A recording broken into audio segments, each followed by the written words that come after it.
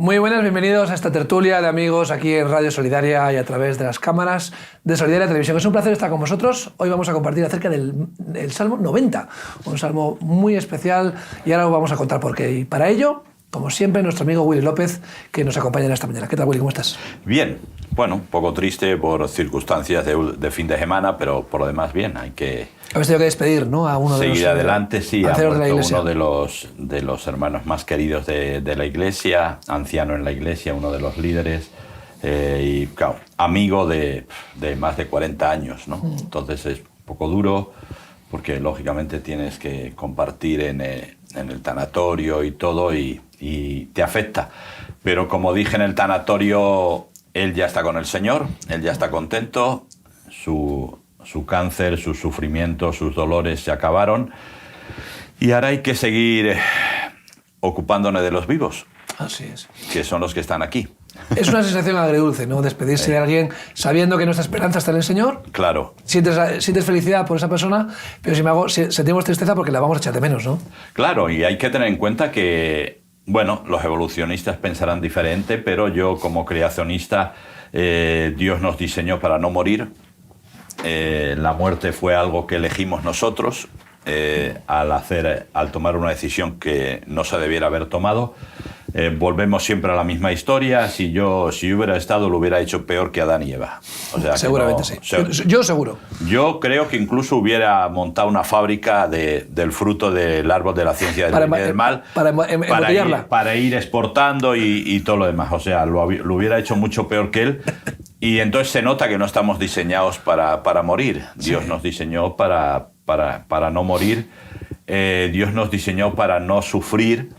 Y digan lo que digan, por más que hagan, por más que queramos evolucionar, a lo que más miedo le tenemos es al sufrimiento y a la muerte. Y la muerte, yo creo que sobre todo es esa incertidumbre. Estos pesados cristianos tendrán razón al final, no tendrán razón. Y claro, ¿tenemos casos? Cuando ya vas a ver la respuesta, ya no hay remedio, no hay vuelta atrás. No hay vuelta atrás.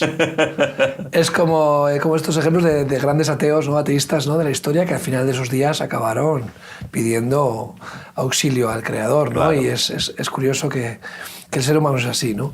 Es cierto que no hay vuelta atrás, pero sí que tenemos claros ejemplos de personas que han vuelto en algún momento y han dado testimonios impactantes de lo que han visto, ¿no? Después de muertos. Luego los científicos buscan, ¿no? Es que es tu cerebro, se está apagando, el efecto túnel, son los impulsos eléctricos en tu cerebro. Ya, pero las experiencias que ha vivido gente no se las quitas.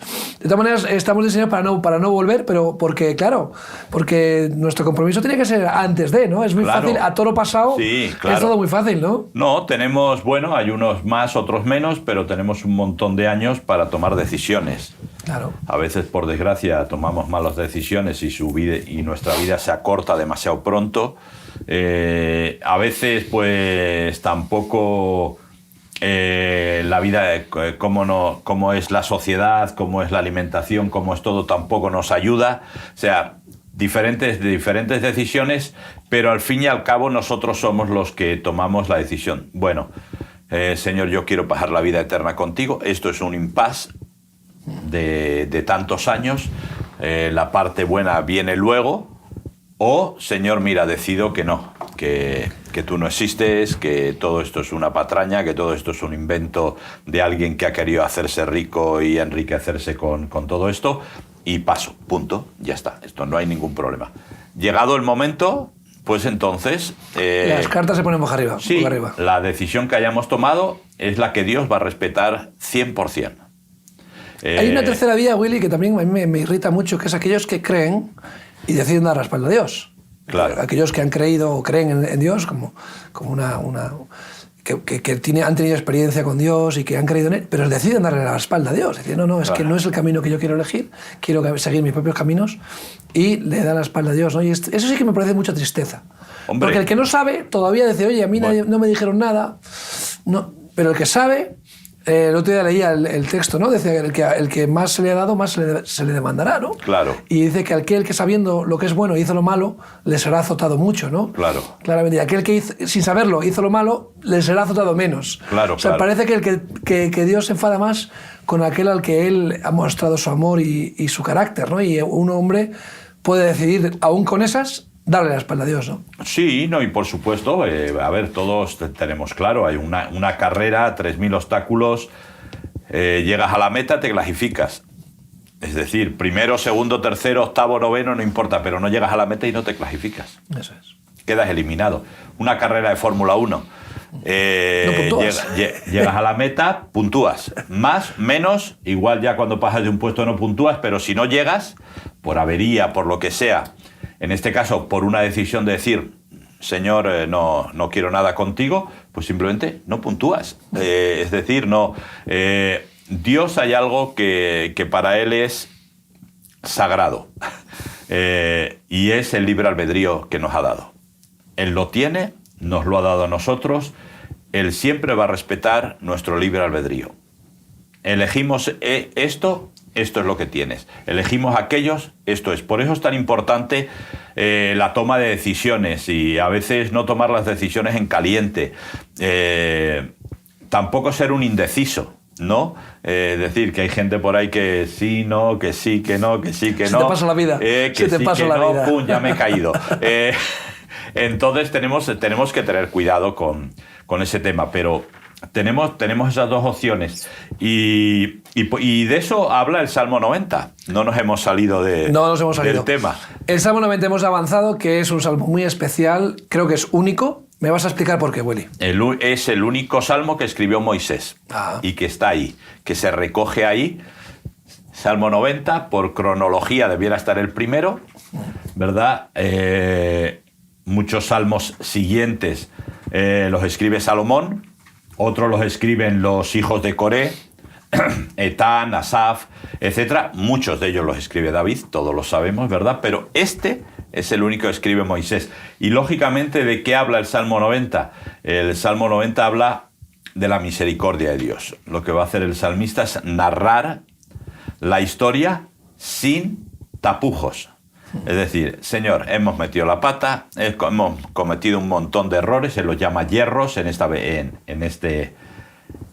versión. No, la verdad que en esta, que es un poco como más antigua, de Reina Valera 60, ¿verdad? Pero errores, hemos cometido pecados, tú te has airado con nosotros, tú te has enfadado con nosotros, etcétera, etcétera. Es decir, Moisés no va, pero hay una cosa muy interesante y es de lo que Moisés habla, es decir, al final, Señor, tenemos que agarrarnos a tu misericordia y a tu gracia.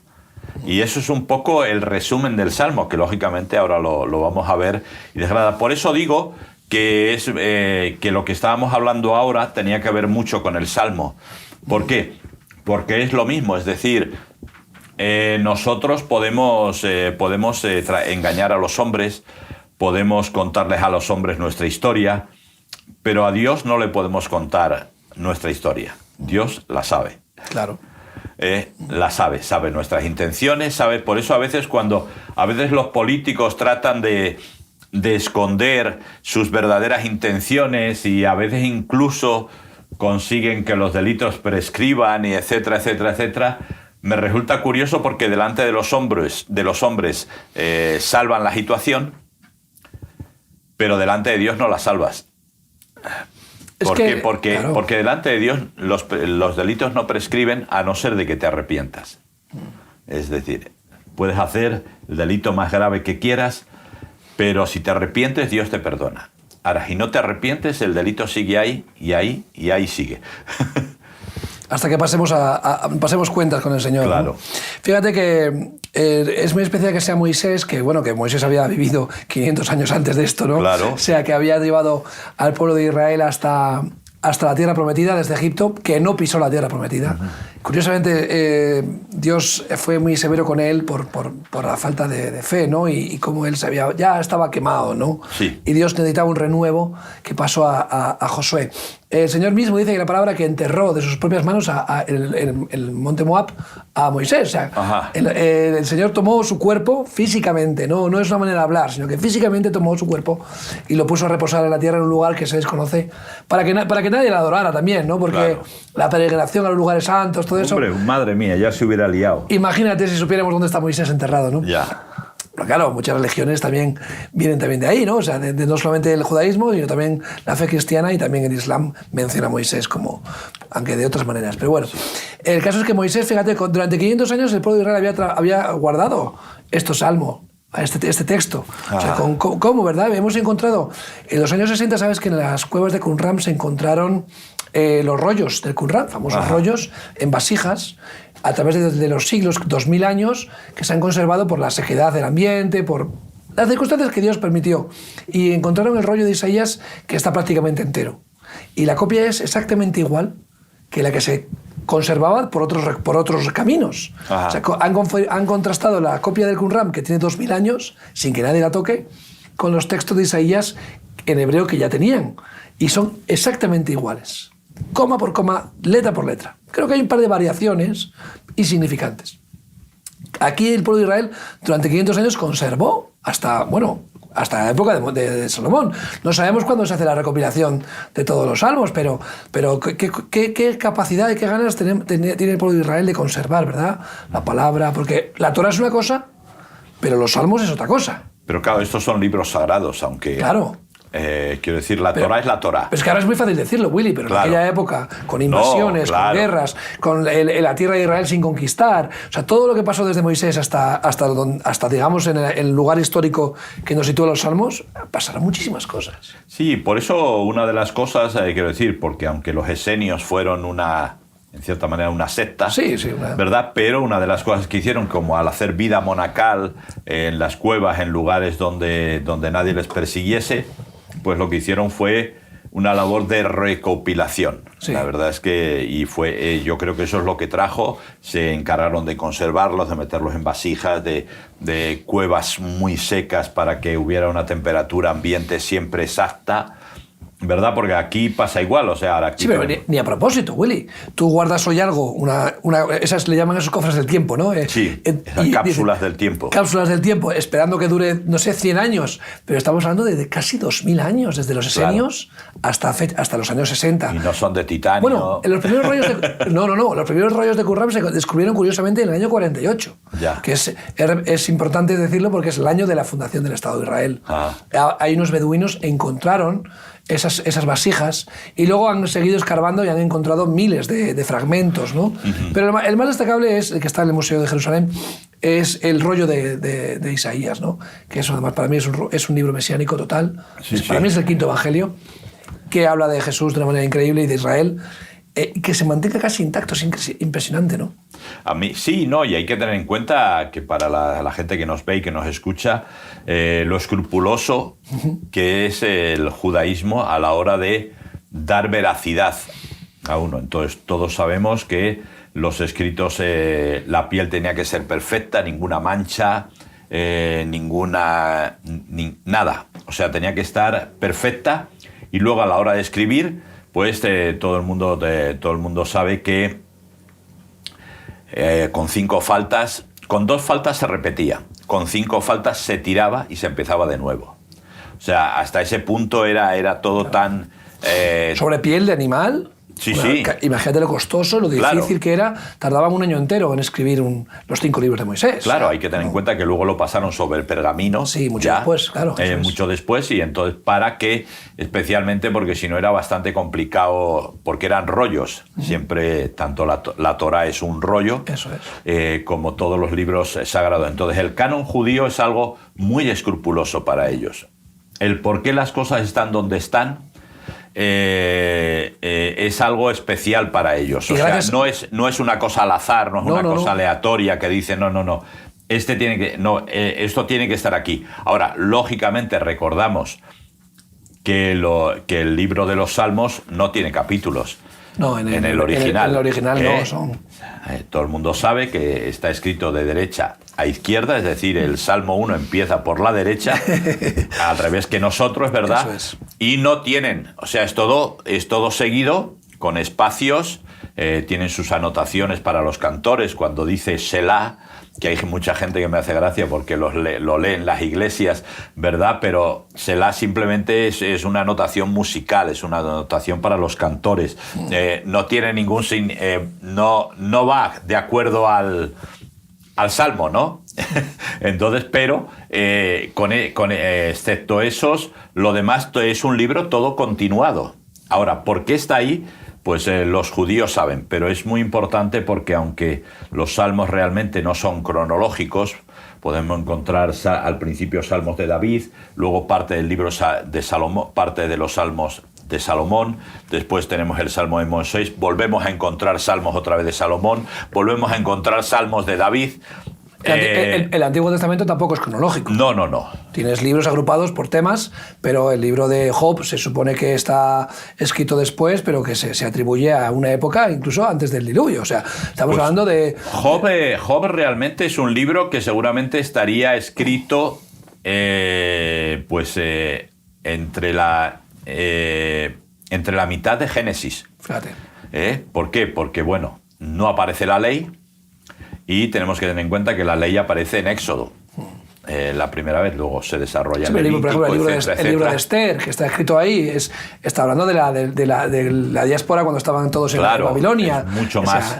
Aunque te sitúa el año, el rey de Babilonia, y te coloca en el año, pero en la Biblia está escrito de otra manera, ¿no? Claramente se ha decidido agruparlos por temas, ¿no? La Torá, los libros de Moisés, los libros históricos, y todo lo que tenemos. Pero pasa lo mismo en el Nuevo Testamento, que la gente sepa que tampoco es cronológico. Eso es. Vale, es decir, las cartas desde la cárcel aparecen en un tiempo, los evangelios, por ejemplo, estamos hablando de Mateo, Marcos, se escribieron unos antes de lo que aparecen en otros, pero estamos hablando de una clasificación más bien temática. Es decir, Mateo está escrito a los judíos, Marcos está escrito especialmente a los romanos, Lucas está especialmente escrito a los griegos y Juan está escrito pues, a la Iglesia universal, ¿no? A todo el mundo. Y luego de ahí el libro de los Hechos, que un poco cuenta todo, y a partir de ahí.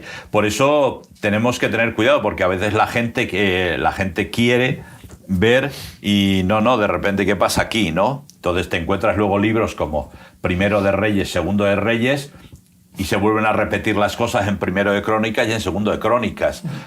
Y tenemos que tener cuidado. Pero ya te digo, el Salmo de Moisés, ya digo, es muy interesante por esto. Entonces, Moisés está diciéndole a Dios, está recordándole, ¿no? Que está enfadado con ellos, pero que tiene razón.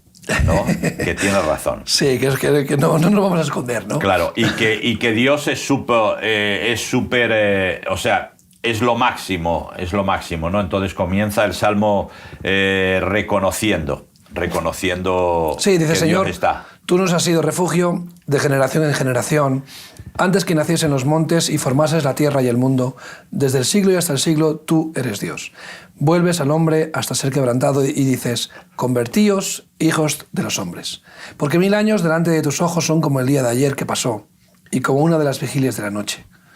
Los arrebatas como con torrente de aguas, son como sueño, como la hierba que crece en la mañana, que en la mañana florece y crece, a la tarde es cortada y se seca. Qué bonito, ¿no? O sea, como no te sitúa, sí, lo que está. Nos sitúa en nuestro lugar, claro. Tú eres el que eras antes, el que serás, para ti un día es como 1000 años y nosotros somos como la hierba que florece y por la tarde se seca, ¿no? O sea, claro, entonces por eso está recordando un poco Moisés, porque un poco lo que está recordando es, bueno, hemos salido de Egipto, hemos pasado el Mar Rojo, hemos llegado a Monte Sinaí, Dios ha estado con nosotros, nos has dado los 10 decires o los 10 mandamientos, hemos llegado a Cades Barnea, hemos mandado los espías, han vuelto, el pueblo no ha querido y ahora 40 años en el desierto hasta entrar, pero lógicamente Moisés no va a entrar, sí va a ver la tierra prometida, pero no va a entrar. Y un poco eso es lo que está recordando, porque claro, 40 años ahí hubo una generación que no entró. Eso es. La generación que salió de Egipto, excepto Josué y Caleb, no entraron en la tierra prometida. Por eso él dice, tú has sido nuestro refugio de generación en generación. Y luego todo esto que está contando Moisés para recordarle a la gente que a pesar de que vais a entrar en la tierra prometida, a pesar de que vais a tener una tierra porque Dios os lo ha prometido, de la misericordia y de la gracia de Dios, recordar, traer a vuestro corazón sabiduría. ¿Por qué? Porque en el fondo sois como hierba. Y en este caso somos como hierba. Es decir, hay gente que vive la vida como si se fuera a quedar aquí eternamente. Pero la realidad es que no. La realidad es que no. Y a veces la partida se produce antes y otras veces se produce más tarde. Sí, fíjate que dice aquí, los días de nuestra edad son 70 años y en los más robustos 80, ¿no? Claro. Oye, estamos hablando de la edad, la media de vida. Bien, Sí. A ver, tenemos un poco el concepto de que la gente vivía muy poco antes, pero en realidad la media de vida bajaba mucho por la mortalidad infantil. Claro. Había una gran mortalidad infantil. Hablo de la Edad Media y tal. Y en la época bíblica también. Y por las guerras había muchas cosas. Pero una persona podía vivir hasta los 80 años. Claro. O sea, que aquí lo dice Moisés claramente. Dice, mira, los más robustos, o sea, los que eran más sanos, ¿no?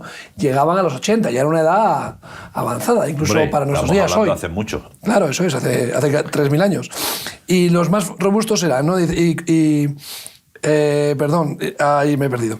Sí, con todo, su fortaleza es modestia y trabajo, porque pronto pasan y volamos, ¿no? O sea, qué frugales somos, ¿no? Claro, no, en el fondo tenemos que reconocer, llegamos a ciertas edades y nuestras capacidades merman muchísimo. Es decir, de hecho se dice que normalmente a partir de los 70 hay un bajón y especialmente a partir de los 80 hay un bajón mucho más importante, es decir, ya nos cuesta más caminar, nos cuesta más movernos, nos cuesta más acordarnos de las cosas, no tenemos la facilidad y eso nos cabrea. ¿Por qué? Porque nuestro cerebro, normalmente si no tenemos, por desgracia, ningún Alzheimer, ninguna demencia senil ni nada, nuestro cerebro sigue trabajando a una velocidad, pero nuestro cuerpo no es capaz de seguirle. Entonces eso nos frustra, nos quema, nos amarga. ¿Por qué? ¿Por qué no puedo hacer lo mismo? Y no nos damos cuenta. Mi padre con 93 años, pues voy al podólogo y yo creo que me está robando porque no me quita. Y digo, a ver, papá, ¿cuántos años tienen tus pies? 93. Entonces no van. Es decir, hay una cosa en la planta del pie que se llama fascia, que se va desgastando con el tiempo, y la tuya se ha desgastado. ¿Por qué? Por caminar 93 años. ¿Que te parece poco? Entonces puedes ir todo lo que quieras al podólogo, te pueda quitar todas las durezas y lo que quieras, pero no puede arreglarte eso, ¿no? Entonces, pero a él le pasaba y nos pasa a todos, ¿no? Sí. La sensación de decir, es que no estoy tan lúcido como antes. Y es un poco lo que él dice, o sea, todo esto tenemos que... Entonces, ¿qué tenemos que hacer? Aceptar las cosas como vienen. Es decir, ya no tengo la misma agilidad, pero ahora, ¿qué cualidades, qué habilidades sí tengo? Pues habilidades que debo de tener. Sabiduría. Haber aprendido de la vida. Y esa sabiduría transmitírsela a las siguientes generaciones, no imponiéndola, pero sí aconsejando, sí diciendo, esas habilidades las tienes. Tal vez no tienes la misma fuerza, la misma habilidad que tenías antes, pero sí sabes cómo hacer las cosas y puedes enseñárselas a la siguiente generación. Otra cosa es que te escuchen, bueno, y que quieren aprender, ¿no? Sí. Porque vivimos... Si no te escuchan, bueno, ya. Precisamente estamos en la generación y que cree que lo sabe todo. Ya. Estamos en la generación adolescente. No digo que sean adolescentes, sino que la gente mantiene una adolescencia incluso con 40 o 50 años. Sí, antiguamente la adolescencia sabíamos que tenía un periodo concreto, ahora no tiene final. Digamos, tiene inicio, pero no tiene sociedad final. Adolescente. El otro día hablaba con un amigo, pastor, me decía, Dani, yo tengo una iglesia adolescente. que digo, ¿por qué? Que son muy jóvenes. Dicen, no, hemos llegado a 15 años de congregación y ahora es como que toda la congregación está en un modo adolescente, rebelde, independiente, irrespetuoso. Y digo, pues esa es la sociedad en la que vivimos, ¿no? Sí. O sea, la Iglesia refleja a veces inevitablemente la sociedad en la que estamos, ¿no? Entonces, debería ser al revés, pero bueno. Entonces, la sociedad es adolescente, es irrespetuosa, no consulta a los mayores, no respeta a los mayores, se cree que lo sabe todo. Y nos van a pasar por encima, porque en realidad eso no es así, ¿verdad? No, y el gran problema es que todo lo que estás sembrando, te vas ahora mismo, alguien con 60 años ya es un viejo. Sí. Se usa una palabra demasiado brusca para decirla aquí, ¿verdad? Viejo, y entonces no, pero ¿cuál es la generación que está ahora? Cuando tenga 50 ya será viejo para la siguiente generación. Claro, y así todo va a ir de tal manera que prácticamente a veces con 30 vas a ser viejo para la siguiente generación. Que yo doy gracias a Dios sobre todo de las sociedades orientales o de las sociedades que llaman, entre comillas, menos desarrolladas, que siguen manteniendo el respeto hacia sus mayores. Sí. Y son mejores sociedades, esta es la realidad. Entonces ahora los mayores no sabemos, luego entre la excusa de la brecha digital, etcétera, y el gran problema para mí es que hay pocas cosas de las que podemos hablar, ¿no? Fíjate, es avanzada esta sociedad, Willy, que quieren eliminar a los ancianos con todas las leyes de la eutanasia, y al final cuando dejan de cotizar, eso de que vivan tanto los ancianos no interesa. Si te jubilas a los 65 y vas a vivir hasta los 93 como tu padre, Willy, pues oye, me parece a mí que no es rentable 30 años de pensiones. 28 años de pensiones creo que no es rentable. Entonces, vamos a mandar un COVID. Ten cuidado que igual te eutanasian en cualquier momento, ¿sabes? Te buscan la vuelta para eutanasiarte. O sea, es horrible, nos reímos, pero pues un poco de humor negro. Pero es que es ciertamente lamentable que las civilizaciones más digamos, cristianas. Supuestamente más avanzadas. Sí, más avanzadas, como el norte de Europa, que venían a enseñarnos que lo que era la reforma protestante, que son países prósperos, que han crecido. Pues oye, en algunas cosas son los más retrógrados y los más crueles, ¿no? Lo hemos visto en las conquistas, por ejemplo. Todo el mundo habla mal de la conquista española, pero es que la conquista anglosajona, perdóname, pero no dejaron... Y la portuguesa, y la francesa, la holandesa. Eso es.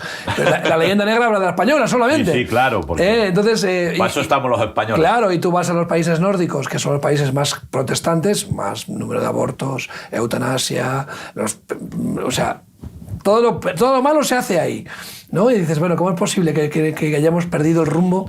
Aquí Moisés lo está diciendo, ¿no? Qué bueno que Moisés se humille y pida ayuda, dice, oye, enséñanos, dice aquí, que me gusta mucho, enséñanos de tal modo a contar nuestros días. O sea, qué poca gente quiere aprender. Sí, está. Oye, la enséñame, realidad. Willy, quiero estar contigo, enséñame, ¿cómo lo haces? No, me veo un tutorial de YouTube, o sea, no quiere aprender nadie nada de los demás. O sea, tenemos que ser autosuficientes, independientes, el self-made man, ¿no? Como el hombre hecho a sí mismo, ¿no? Sí. Que nos lo han enseñado las películas americanas. O sea, y está bien, pero qué pena que no reconozcamos que necesitamos aprender, que necesitamos ayuda a los demás, ¿no? Pero sí, siempre es más fácil.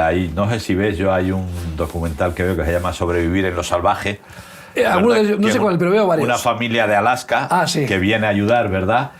Y me hace mucha gracia que los dueños de las fincas les llaman porque no pueden, porque se ven abocados al desastre, les llaman para venir, pero cuando vienen... No se dejan. No se dejan. O sea, hay algunos mejores y otros peores, pero hay algunos que es increíble. ¿Dónde has aprendido para llevar la finca? No, en YouTube. O sea, y yo que llevo 40 años ayudando a gentes de fincas, que tengo mi propia finca que funciona, vengo y te dice eso y no... No, me fío más de lo que me has dicho. Me fío más de lo que dice YouTube. Yo le digo a Cheli, yo lo siento mucho, porque es un reality, digo, pero en ese momento le digo, ala, ahí tienes, me monto en la furgoneta y en la camioneta y me voy. Pero eso es lo que nos pasa en las iglesias, Willy. Claro. Es lo que te pasa en las iglesias, en la vida real. Vienen personas necesitadas a pedirte ayuda, pero son ellos los que te dicen cómo les tienes que ayudar. Claro. Oye, perdona, no funciona así. ¿Cuál es la ayuda? Tú vienes a pedir ayuda, yo te digo lo que yo ofrezco. Yo te ofrezco esto. Esto es mi ayuda. porque creo que funciona, porque he experimentado, tengo experiencia en este tipo de ayuda. Esta es la manera en que yo he aprendido a ayudar y funciona. No, tú vienes a pedirme ayuda y me dices cómo yo te tengo que ayudar. Sí, sí. Y exiges cómo yo te tengo que ayudar. Digo, perdóname, no funciona así esto. No, y si no dices lo que espera oír, se enfada y no claro. Y no viene. Pues esa es la realidad. Busca otro pastor. Busca otro pastor, otro centro de ayuda donde le ayuden. Y siempre vas a encontrar... Sí, hay oferta. Sí. Lo cierto es que hay oferta. Pero es así, nosotros nos acercamos a Dios a decirle, Dios, ayúdame, pero como yo quiero, cuando en la forma, el tiempo y todo como yo digo. Claro. Dios no tiene nada que opinar. Claro. Señor, no opines, tú haz lo que yo te diga. Así no funciona. Yo te ofrezco 0 y tú me tienes que dar 100. Eso es.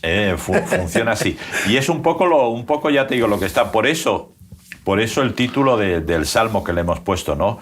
Para que traigas, ¿verdad? Para que traigas sabiduría a nuestro corazón sabiduría. Eso es, que traigamos al corazón sabiduría, dice el versículo 12, ¿no? Y eso es lo que nos falta. Es decir, ¿por qué? Porque hoy en día, pues todas las cosas nos están ayudando. Ahora es la inteligencia artificial. No sabemos usar todavía la natural, pero queremos usar la artificial. Eso es. Entonces ahora... Veremos quién usa a quién. Veremos quién usa a quién. Yo lo tengo claro, es decir, la inteligencia artificial va a estar supeditada al beneficio económico y es lo que va a mandar.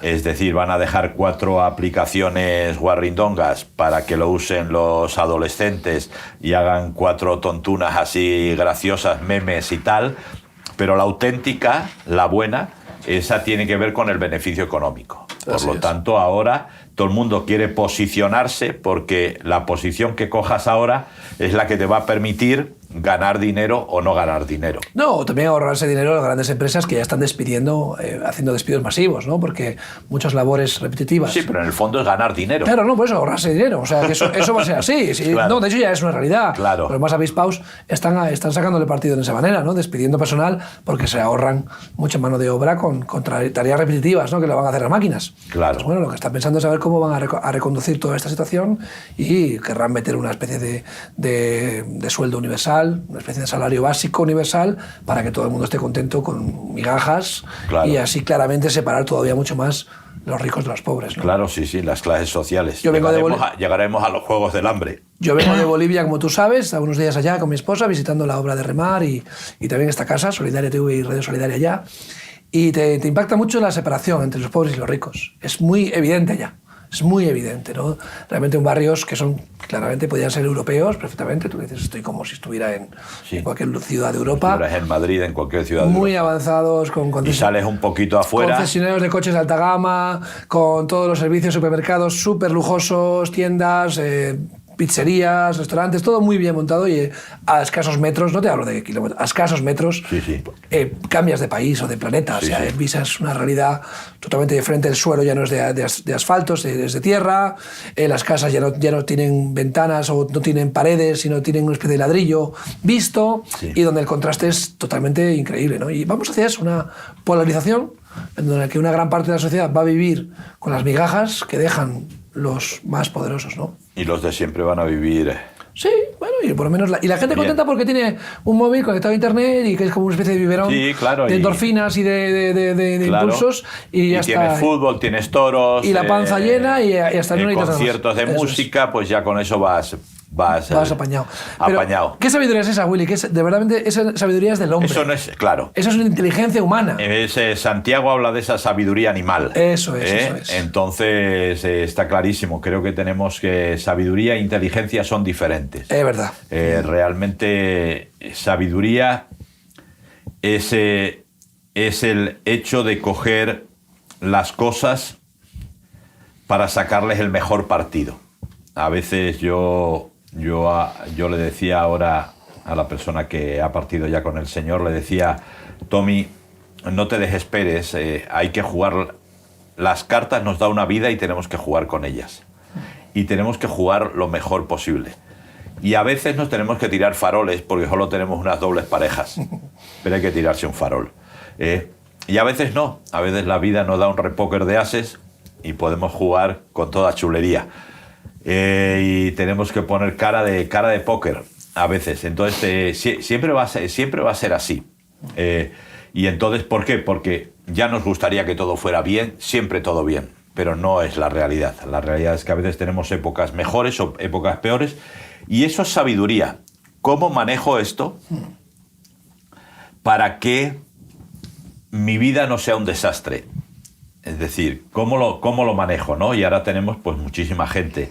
Pues vosotros remar lo sabéis, que salís por las noches a llevar café con leche, mantas, gente que está en la calle, y no son yonkis, no son gente... No, hay gente que ha sido empresarios, hay gente que han sido trabajadores y que la vida de repente los ha machacado y no han tenido sabiduría para decir, ¿qué hago con todo esto, no? Me voy a la calle y punto, ¿no? Me olvido un poco de todo. Pues sabiduría es eso, es decir, la habilidad para, con lo que tengo, ¿qué hago, no? Y es un poco el refrán que dice en España, ¿verdad? Si la vida te da limones, pues haz limonada. Eso es sabiduría. Sí, es verdad. Eso es sabiduría. ¿Por qué? Porque si la vida te da limones, te puedes amargar. Porque es lo que te pasa si comes mucho limón solo. Pero si haces limonada, pues le añades agua, le añades una cosita y vas bien. Eso es un poco lo que Moisés está está diciéndole al pueblo. A ver, ahora os vais a quedar solos, vais a ir a la tierra prometida, ¿verdad? Y yo le pido a Dios que ilumine vuestras mentes para que traiga a vuestro corazón sabiduría. ¿Qué vamos a hacer? ¿Y cómo lo vamos a hacer, no? Entonces, muy interesante. Y el final del Salmo, que luego lo veremos, es muy interesante porque repite 2 veces, que confirmes la obra de nuestras manos. Claro, bueno, lo podemos leer si quieres, ¿no? Dice en los últimos versículos, alégranos conforme a los días que nos afligiste y los años en que vimos el mal. Aparezca en tus siervos tu obra y tu gloria sobre sus hijos. Sea la luz de Yahvé, nuestro Dios, sobre nosotros, y la obra de nuestras manos confirma sobre nosotros. Sí, la obra de nuestras manos confirma. O sea, que al final que podamos ver el fruto, ¿no? Dice, oye, Señor, aunque estemos afligidos, aunque claro, nos hemos equivocado, nos has corregido, pero al final que no sea en vano, ¿no? Pienso yo que se está refiriendo a eso, ¿no? Claro, pero es muy, fíjate, es muy interesante saber, es decir, lo que Moisés le está diciendo a Dios es confirmar realmente es... cuando tú presentas un documento oficial tiene que llevar una firma. Eso confirma el documento. confirma, ¿no? En este caso lo que Moisés le está pidiendo a Dios, Señor, que lo que hemos metido la pata, hemos cometido un montón, nos has tenido que dar leña por todos los lados, por eso dice alégranos a pesar de todo, pero Señor, sobre todo que lo que hemos hecho haya sido de tu agrado. O sea, esté en tu propósito, esté en lo que tú querías de nosotros. Y uno de ellos es Moisés, que en esos momentos va a tener que vivir una situación muy amarga de tener que ver la tierra prometida, pero no entrar en ella. Claro, él veía que después de 80 años de ministerio, claro. 40 años en el desierto, 40 años después la segunda tanda en el desierto, o sea, digamos con el pueblo de Israel, y viendo la tierra prometida desde los montes de Moab y no poder acceder a ella, dice, oye, que todo el trabajo que ya hemos hecho que sirva para algo, que dé fruto, claro. que esto realmente que no haya sido, o sea, que no hagas borrón y cuenta nueva, ¿no? Me imagino que está diciendo, oye, por favor, confirma que esto está, que hemos hecho lo correcto, aunque nos hemos equivocado en muchos aspectos, ¿no? Claro. O sea, lo que decimos siempre que Dios escribe recto en renglones torcidos, ¿no? Claro. Al final, nosotros vamos siempre culebreando, pero el Señor al final tiene un propósito, ¿no? Sí, por eso es el final que lo repite 2 veces, por eso es que eso es lo importante, es decir, que al final nos diga, buen siervo y fiel, entra en el gozo de tu Señor. Eso es lo que decía, eso es lo que sentía Moisés. Señor, he estado ahí, me he quemado con esta gente me ha quemado. Señor, yo iba para príncipe de Egipto. Por causa de defender a mis hermanos, lo hice mal, porque maté a un egipcio. Después 40 y tantos años ahí en el desierto de Madián. Y después me sacas de allí 40 y tantos años otra vez entre la salida de Egipto y el desierto. Señor, y yo quiero que tú me confirmes que lo que he hecho, a pesar de la cantidad de veces que he metido la pata, que lo que he hecho es tu obra, ¿no? Y un poco él lo pide no solamente para él, sino también para el pueblo de Israel. Y yo creo que es una cosa bonita, porque si intentamos arreglar todas las veces que hemos metido la pata, lo tenemos crudo. Porque va a ser muy difícil que nos acordemos de todas, porque tal vez de algunas no nos hemos dado ni cuenta que lo hemos hecho mal. Por otro lado, hay gente que tal vez no nos va a perdonar si le hemos hecho daño. Pero, Señor, que al final de mis días yo tenga claro que lo que he hecho ha sido tu obra. Importante, ¿no? El legado. O sea, el legado de alguien que puede decir, oye, ha sido mi obra, ¿no? Yo he conseguido esto, he alcanzado metas, pero es tu legado. Sí, sí, sí. Pero aquí estamos hablando del legado de Dios. Claro. Oye, cuando uno se va con el Señor, decir, Señor, lo que he hecho era para ti, realmente tú o sea, era tu obra, ¿no? Claro. No he estado confundiendo yo con mi obra, sino que es tu legado, ¿no? Y qué bueno que nosotros podamos pasar ese legado a otra generación. Aquí hemos hablado muchas veces de generaciones. Claramente Moisés estaba legando el trabajo que había realizado a Josué, ¿no? Y para continuar todo con el pueblo de Israel, con lo prometido. Dios había prometido el retorno a la tierra de Canaán, ¿no? Como Dios había prometido a Abraham muchos siglos antes, ¿no? Y estaba cumpliendo su promesa, ¿no? Qué importante para Moisés decir, oye, estamos cumpliendo o sea, tú has cumplido con tu promesa. O sea, que no es un espejismo, que no es una ilusión, que esto no era un proyecto humano, que esto es proyecto divino, ¿no? Claro, por eso él está recordándole al pueblo, somos como hierba. Recordar esto es, ahora estás y mañana no estás. Por lo tanto, espabilate para traer a tu corazón sabiduría. Ahí es donde puedes arreglar las cosas. Tienes tiempo primero de arreglar las cosas que has estropeado y no tratar de estropear más las que todavía no has estropeado. Y esto es sabiduría. Así es. ¿Por qué? Porque tienes tiempo de que todo esto, para que cuando al final de tu tiempo, que no sabes cuándo va a ser, que Dios pueda decir, confirmo tu obra, ¿no? Confirmo tu obra. Y yo creo que esto es muy, muy, muy importante. Y sobre todo, la obra viene de un corazón que ama a Dios. Esto es lo importante. Dios está más interesado en tus intenciones que en lo que haces. Lógicamente, lo que haces debe de ser en la mayoría de las ocasiones o siempre consecuencia, ¿no? Pero Dios está más interesado dónde está tu corazón. Porque Dios lo dice claramente, a ver, este pueblo de labios me honra, pero su corazón está lejos de mí.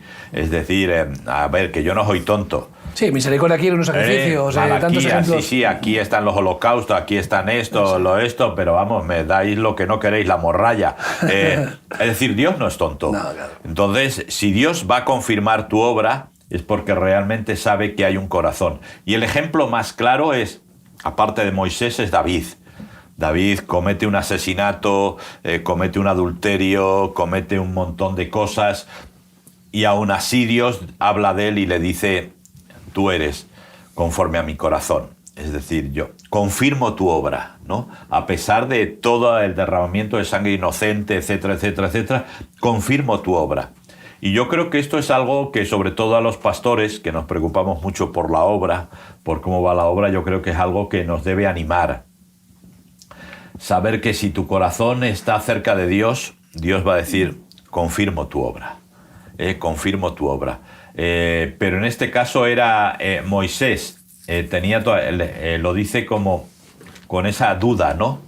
Con esa pequeña duda de decir, Señor, he metido la pata, me dijiste que hablara a la peña, yo la he golpeado, lo he hecho mal, estaba muy cabreado con el pueblo, me tenían hasta el gorro, Señor, pero aún así, y yo creo que lógicamente lo que Dios hace después con el cuerpo de Moisés, todo lo demás, lo que se menciona en Judas, ¿verdad? De la pelea entre Satanás y eso por el cuerpo de Moisés, nos demuestra que Dios confirmó la obra de Moisés, ¿no? Hay un detalle muy especial en la vida de Moisés, ¿no? Que Dios le prometió que iba a ir a la tierra prometida. Claro. En realidad, ¿cuándo cumple el Señor esa promesa? Pues cuando tiene un encuentro con Jesús en el monte de Getsemaní. Claro. O sea, al final, después de 1500 años después de su muerte, fallecimiento, pudo pisar de manera fugaz, ¿no? El monte de los Olivos y estar con el Mesías mismo, ¿no? Que él había predicho de cierta manera, Dios lo había revelado acerca del Mesías. Es la consecuencia de la historia de la salvación, ¿no?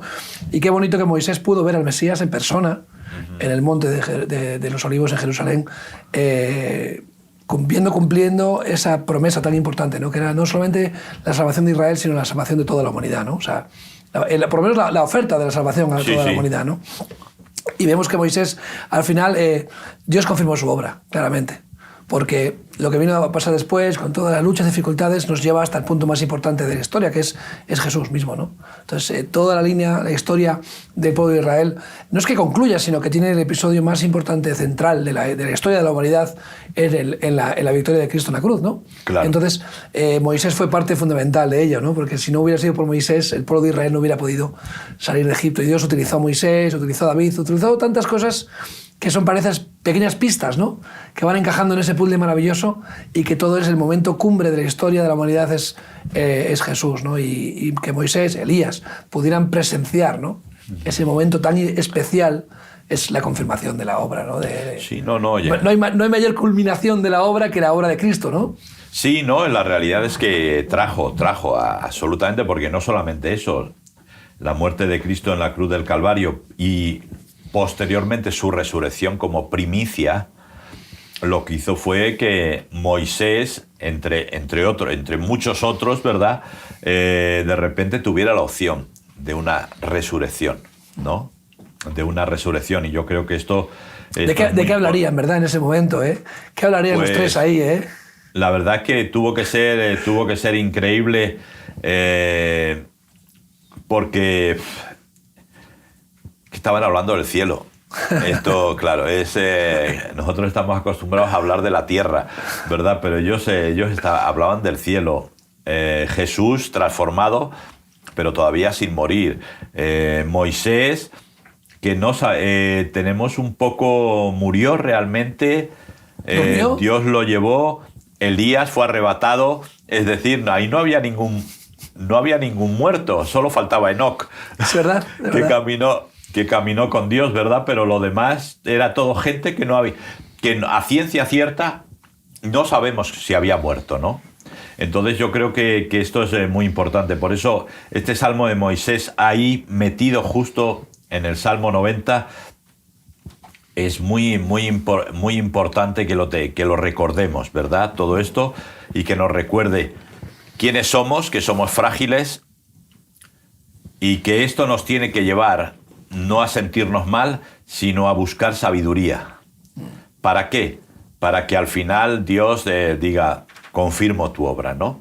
Y habrá gente que habrá sido pastor, habrá sido gente que no, habrá sido gente que sea un miembro de la iglesia, que tal vez no sea muy conocido y tal, pero tiene una obra y Dios quiere confirmarla, ¿no? Así que da igual si eres alguien que te consideras importante o alguien que te consideras no importante, Dios quiere estar contigo, porque la lección es para todos igual. Eres como hierba, aprende sabiduría en tu corazón para que yo pueda confirmar tu obra. Y yo creo que esas premisas, da igual, sirven absolutamente para todos, y me gustaría también que sirvieran para aquellos que no son creyentes. Claramente. Es curioso porque el ser humilde, reconocer tu situación, ¿no? que somos como hierba, ¿no? que nuestros días son breves, ¿no nos debería humillar. Yo creo que Dios no humilla. O sea, Él no te restriega tus pecados, no lo hace con una intención de humillarte, ¿no? Todo lo contrario, dice que el que se humilla, Dios le ensalza. O sea, él lo que dice es que yo resisto al soberbio, pero doy gracia al humilde. Entonces, cuando tú te humillas y reconoces quién eres y que tu pecado, Dios no te humilla más, no te restriega tu pecado, no te castiga, sino que al revés, te ensalza, te dice, vale, ahora sí, ven conmigo. Ahora puedo trabajar contigo, ahora puedo darte sabiduría. Y ese gesto de humildad, de reconocer... Claro, normalmente viene cuando estás en el abajo del todo. O sea, es más fácil. Es más fácil cuando ya no tienes más bajo donde caer. Arriba. Claro, cuando estás arriba es difícil que tú tengas la cabeza fría, ¿no? Para reconocerte, estoy en un momento bueno, pero no gracias a mí. Normalmente al revés, nos olvidamos, nos subimos a la parra y nos olvidamos de quiénes realmente somos, ¿no? Pero Dios, al que se humilla, Dios le ensalza, ¿no? Y él dice que resiste a los soberbios, pero da gracia a los humildes. O sea, que qué bueno que aquí Moisés está siendo humilde, el gran Moisés, el gran obrador de milagros increíbles, las 10 plagas, el abrir el Mar Rojo, o sea, todos los milagros que él vio, agua, podía haberse todo. atribuido, ¿me entiendes? O sea, y realmente el pecado de la piedra, como tú has contado, era más bien una consecuencia del hartazgo. No era tanto por la soberbia, sino por el hartazgo de querer aplicar el castigo al pueblo de Israel, diciendo, mira, ¿ves la piedra? Así sois vosotros. Y venga, darle, ¿no? Ya. Y era una nueva generación. Ya. Claramente esa generación no había crecido bajo el látigo de Egipto, sino había crecido en el desierto. Dios dijo, no, esta generación no es la misma que creció bajo el látigo, por lo tanto no entienden los golpes. Esta generación tienes que hablarle. Claro. Por eso le dice, háblale a la piedra. La piedra es Israel, claramente, corazón duro, pero la manera en la que Dios quería utilizar a Moisés en ese momento no fue con la vara, sino fue con el callado, con la palabra, ¿no? Entonces, bonita relación entre una generación de israelitas salidos de Egipto, que habían crecido a base del látigo, y una generación nacida en el desierto, que habían crecido bajo la nube, bajo la llama, el maná, y no habían visto aquellos días tan duros. Entonces, no conocían. Claramente Moisés tenía que haber dado cuenta de que era otro pueblo, que no era el mismo pueblo que había salido de Egipto, ¿no? No, y sobre todo que el pueblo es de Dios. Sí, claro. La iglesia es de Dios. A veces los pastores creemos que la iglesia es nuestra, pero no. O por lo menos a veces actuamos como si fuera nuestra, pero no es verdad. La iglesia es de Dios y al final a la iglesia le tenemos que dar lo que Dios quiere que le demos. Así es. Y a veces es más duro, a veces es más blando, pero al final es lo que Dios quiere. Es un poco lo que está relatando Moisés, ¿no? Y Moisés no había aprendido el cambio generacional, ¿no? Y Dios dice, mira, no puedes, tú vienes del viejo mundo, no puedes, con las técnicas del viejo mundo, no puedes entrar al nuevo mundo, no puedes entrar a la tierra prometida porque vienes viciado de tantas heridas, de 80 años de trabajo, mira, es tiempo que tú dejes paso a otra, ¿no? Entonces, a los que pueda parecer un castigo muy severo, con Moisés, Dios sabía que tenía que dejarle el paso. No, es lo que tú has dicho antes, o sea, venía el relevo. Venía el relevo y tenía que ser un relevo de alguien joven que entendiera la nueva generación, porque tenemos que tener en cuenta que Josué sí salió de Egipto, fue de los pocos que salió, pero es la nueva generación. Me supongo que Josué era súper joven cuando salió de Egipto, y entonces, pero esa era la nueva generación. Por lo tanto, se necesitaba un relevo y bueno, simplemente Moisés seguramente, si no hace eso, hubiera entrado en la tierra prometida, pero no como quien capitanea o como quien dirige al pueblo de Israel, hubiera ido Josué. Pero al hacer eso, pues Dios simplemente tuvo que adelantar un poco el tema. Claramente cumplió con el propósito de Moisés y Dios él llevó al pueblo de Israel a la tierra prometida, que era para lo que Dios le escogió. Y fue el que se la jugó, es decir, cuando nos dice, ¿verdad?, acerca de Moisés, ¿por qué clamas a mí? Dile al pueblo que marche. Dile al pueblo que marche. Y tú, levanta la vara, extiende tu mano y dile al mar que se divida. Tela marinera. Delante de todos. El pueblo que marche, pero tú, ese es tu trabajo, ¿no? Y Moisés lo hizo. Sí. Y el mar se dividió. Y él aceptó la disciplina de Dios, no se le ve rebelde en ningún caso. Se ve que él se da cuenta y él hace una transición amigable, que no podemos decir lo mismo en muchos ministerios, donde no hay una transición amigable entre una generación y la siguiente, ¿no? Y que tu familia te dé caña, que María y Aarón fueron contra él. O sea, quiero decir, sufrió. La verdad que el ministerio de Moisés, para un pastor, es genial porque puedes ver todas las situaciones que se pueden dar en tu ministerio haciéndolo bien. Eso es. Imagínate si lo haces mal. Sí, porque no estamos a la altura de Moisés. Así que espero, Señor, que el Señor confirme la obra de nuestras manos. Pues es un bonito deseo y pidamos sabiduría. Pidamos mucha sabiduría a nuestros corazones. Muchas gracias por haber estado con nosotros en este tiempo. De verdad que se nos ha pasado la hora volando. Te esperamos en el siguiente programa. Que Dios te bendiga.